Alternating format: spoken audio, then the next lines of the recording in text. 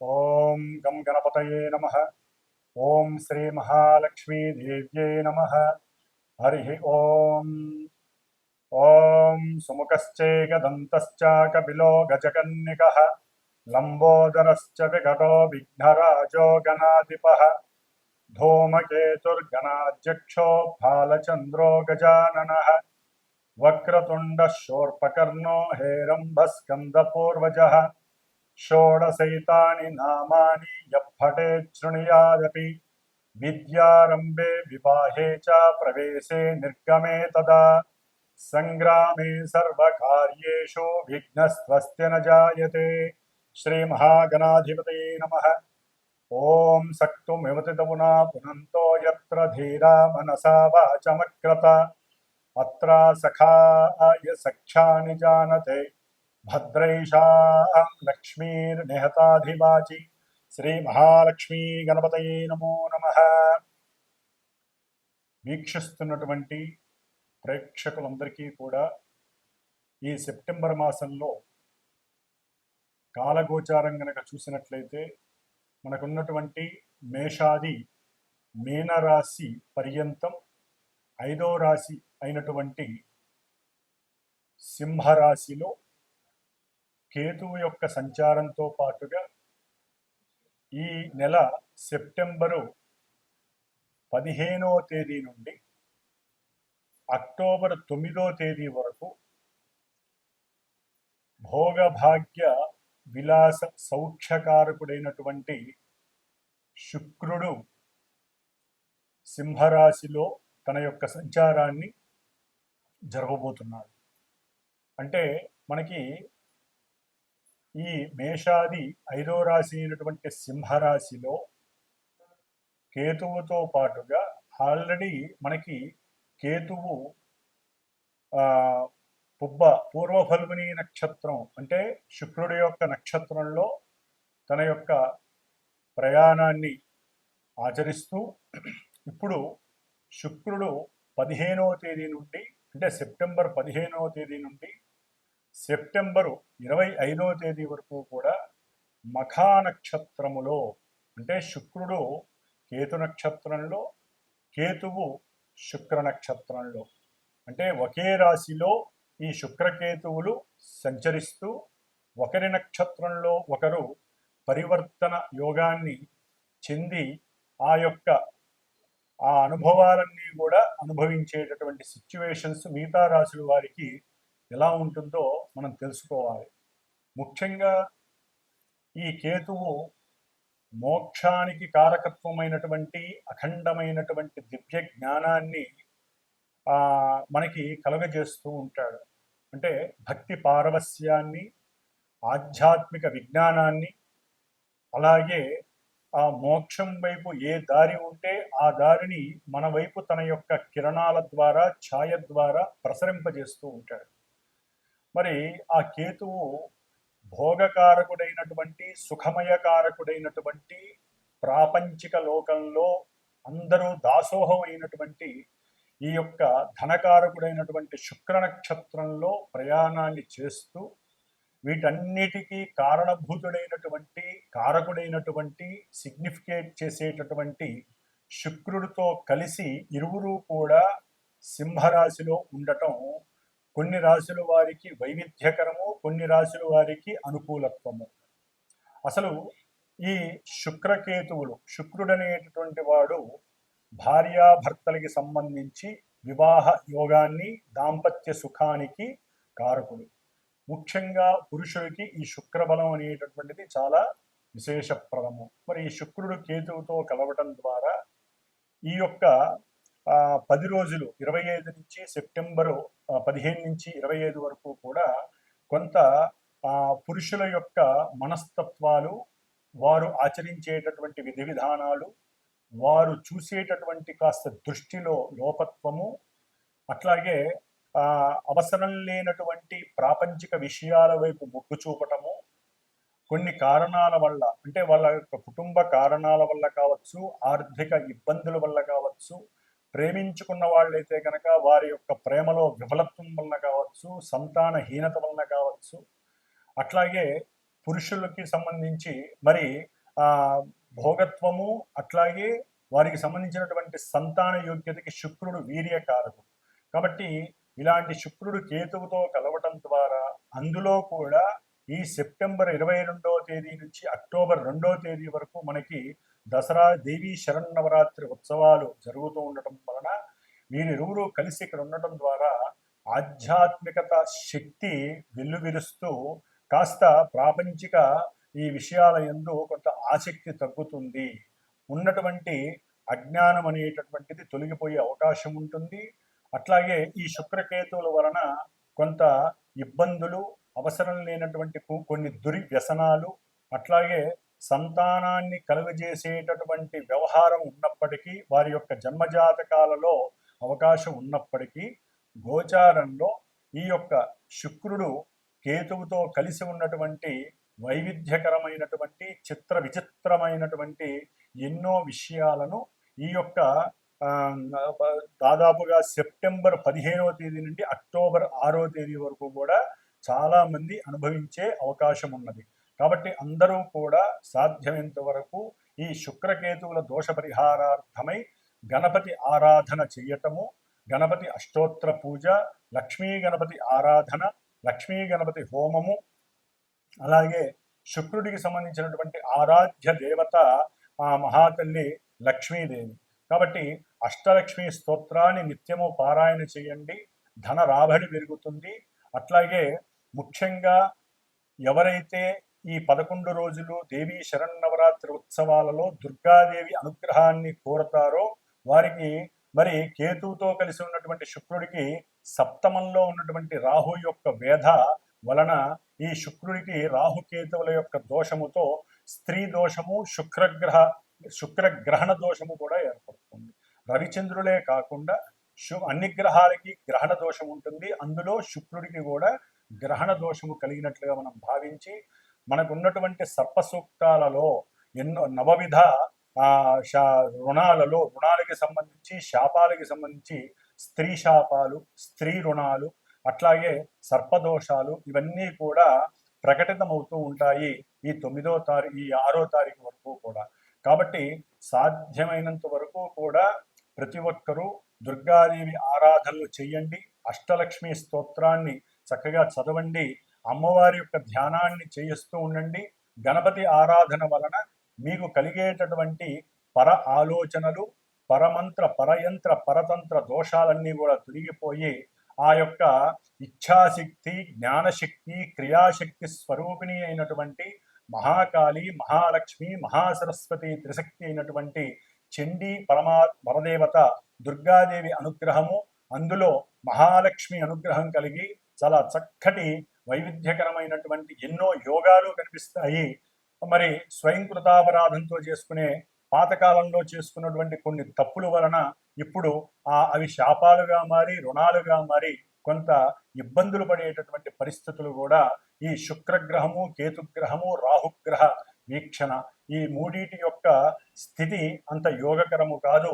ప్రపంచంలో ఉన్నటువంటి కొంతమందికి కావచ్చు, లేకపోతే అందరికీ కావచ్చు, కాస్త ఈ గ్రహణ దోషాన్ని ఎదుర్కోవాలంటే శుక్రగ్రహ జపాన్ని, కేతుగ్రహ జపాన్ని, రాహుగ్రహ జపాన్ని లేదా సర్పసూక్త జపాన్ని ఈ విధంగా ఏదో ఒక హోమాలు, చండీ హోమాలను కానీ ఈ విధంగా ఆచరిస్తూ వారు తమకు కలిగేటటువంటి మానసిక వికారాలని దూరం చేసుకునేటటువంటి అవకాశము మనకి ఈ శుక్రగ్రహణ దోషం వల్ల కలుగుతోంది. కాబట్టి శుక్రగ్రహ, కేతుగ్రహ, రాహుగ్రహ దోష నివృత్తికై ఈ 3 గ్రహాలకి సంబంధించినటువంటి గణపతి, దుర్గాదేవి, లక్ష్మీదేవి యొక్క అష్టోత్తర శతనామాలు, ఈ గ్రహాలకు సంబంధించినటువంటి జపతపాదులు చేసుకుంటూ వారి యొక్క స్తోత్రాల్ని చక్కగా నిత్యం పఠిస్తూ ఆ దేవి అనుగ్రహం పొందటానికి పాత్రులుగండి. ముఖ్యంగా మనకి ఈ యొక్క 25 రోజుల్లో కూడా శుక్రగ్రహ దోష పరిహారార్థమై మేషరాశి పర్యంతం మీనరాశి వారికి ఏ రాశుల వారికి ఏ విధమైనటువంటి ఫలితాలు మనకి అన్వయిస్తాయో లఘువుగా తెలుసుకునే ప్రయత్నం చేద్దాం. ఓం శ్రీమాత్రే నమః. ధనస్సు రాశి వారికి ఈ నెల సెప్టెంబరు 15వ తేదీ నుండి అక్టోబర్ 9వ తేదీ వరకు కూడా షష్ఠ లాభాధిపతి అయినటువంటి శుక్రుడు భాగ్యస్థానంలో కేతువుతో కలిసి ఉండటం అనేటటువంటిది మంచి యోగదాయకం. ఎందుకంటే నవమ స్థానం అంటే భాగ్యస్థానం అనేటటువంటిది పూర్వ జన్మల్లో మనం చేసుకున్నటువంటి పుణ్య కార్యాల నిమిత్తం వినియోగించినటువంటి ఫలితమంతా కర్మల రూపంలో ఈ జన్మలో మనకి సంప్రాప్తించేటటువంటి సందర్భము, సమయము. అంటే ఆ రాశుల్లో ఆ గ్రహాలు వచ్చినప్పుడు ఇటు సప్తమంలో గురుడున్నాడు, ఇప్పుడు నవమంలో ఆయన శుక్రుడున్నాడు, నవమంలో కేతువు కూడా ఉన్నాడు. అంటే నవమ కేతువు పితృకార్యార్థమై, అంటే ఎవరైనా సరే ఇప్పుడు మనకి మహాలయ పక్షాలు కూడా జరుగుతుంది, వారి యొక్క పెద్దవారి యొక్క కార్యక్రమాలు చేస్తూ ఉంటారు కొంతమంది. అంటే చనిపోయిన వారికి మరి ఎన్నో రకాలైనటువంటి శ్రాద్ధ కర్మలు చేస్తూ ఉంటారు వారికి మోక్షం కలగటానికి వీరు చేసేటటువంటి ప్రయత్నాలన్నిటికీ కూడా ఆ యొక్క మాతృ పితృ దేవతలు, అట్లాగే భూమి మీద ఉన్నటువంటి ఎవరైనా తల్లిదండ్రులు కానీ వారి యొక్క ఆశీర్వచన బలము వీరికి సుభిక్షంగా, సుయోగ్యకరంగా, సుఖదాయకంగా మారుతుంది. కాబట్టి తప్పనిసరిగా ఇలాంటి అవకాశాన్ని 10 రూపాయలు ధనాన్ని వెచ్చించి, అవసరమైతే 10 రూపాయలు ఫ్రెండ్స్ దగ్గర, బంధువుల దగ్గర తీసుకొని ఇలాంటి కార్యక్రమాలు చేసి వారి యొక్క ఆశీర్వచనానికి పెరపెరలాడేటట్టుగా ఉండటమే ధనుస్సు రాశి వారు ఇప్పుడు చేయాల్సినటువంటి ధర్మం. లేదా అంత శక్తి లేకపోయినప్పటికీ ఏదైనా కూరగాయలు కానీ, లేకపోతే వస్త్రాలు, తెల్లటి వస్త్రాలు కానీ, చిత్రవర్ణంతో కూడినటువంటి వస్త్రాలు కానీ ఎవరికైనా సరే, వృద్ధ దంపతులకు, లేకపోతే ఎవరికైనా సరే దేవాలయంలో బ్రాహ్మణ పురోహితుడికి కానీ, ఇట్లా గురువు యొక్క పత్నికి, గురువుకి కానీ చక్కగా దానం చేయండి. దాని వలన మీకు యోగ్యకరమైనటువంటి భాగ్య సంపత్తి లభిస్తుంది. మీరు చేసేటటువంటి ప్రయాణాలు ఏవైతే ఉన్నాయో, అంటే ఉద్యోగరీత్యా గబాలను ఉద్యోగం చేసేటటువంటి వాళ్ళకి ఉద్యోగంలో ప్రమోషన్ ద్వారా ఏదైనా దూర ప్రయాణానికి వెళ్లాల్సినటువంటి సందర్భం కలుగుతుంది. ఆ సమయంలో ప్రయాణాల్లో ఏదైనా ఆటంకాలు కలిగినా, ప్రయాణాల పరంగా ఏదైనా గండాలు సంప్రాప్తించేటటువంటి పరిస్థితి ఎదురైనా, లేకపోతే ఏదైనా ఇబ్బందికరమైనటువంటి పరిస్థితుల్లో ఇవన్నీ కూడా మీకు సుఖాలని ఇచ్చేటటువంటి పరిస్థితులు ఎదురవుతాయి. ముఖ్యంగా ఉన్నతమైనటువంటి విద్యలకి సంబంధించి, ఉన్నతమైనటువంటి ఉద్యోగాలకి ప్రయత్నం చేసేవారు, లేకపోతే లాభదాయకంగా ఉంటుందని గవర్నమెంట్ జాబ్స్కి, బ్యాంకింగ్ సంస్థలకి ఎవరైనా కనుక ప్రయత్నం చేస్తూ ఉన్నట్లయితే, లేదా గవర్నమెంట్ ఎండోమెంట్కి సంబంధించి, అంటే దేవాదాయ శాఖకి సంబంధించినటువంటి ఎండోమెంట్కి సంబంధించినటువంటి ఉద్యోగాలకి ఎవరైనా కనుక ప్రయత్నం చేస్తున్నా కొన్ని ఆటంకాలతో అవి మీకు సంప్రాప్తిని కలుగజేస్తాయి. అయితే గణపతి అనుగ్రహాన్ని తీసుకోండి, ఆ యొక్క ఆటంకాలు తొలగిపోతాయి. భాగ్యంలో ఉన్నటువంటి శుక్రుడు యోగాన్ని ఇస్తాడు. కేతువు కాస్త మోక్ష మార్గం వైపు భక్తిని, అట్లాగే పూర్వజన్మల్లో చేసుకున్నటువంటి పుణ్యఫలాన్ని మెండుగా ఒక చోట చేర్చి చక్కగా పుషింగ్ నేచర్ ఇస్తారు. కాబట్టి శుక్రకేతువులు ఇక్కడ ఉండటం ద్వారా మీరు ఈ యొక్క నెల రోజుల్లో ఎంతైతే దేవీ దేవతా ప్రార్థనలు చేస్తారో, ముఖ్యంగా భాగ్యలక్ష్మి అమ్మవారిని ఎవరైతే కొలుస్తారో వారందరికీ కూడా చక్కటి యోగదాయకమైనటువంటి ఫలితం కలుగుతుంది.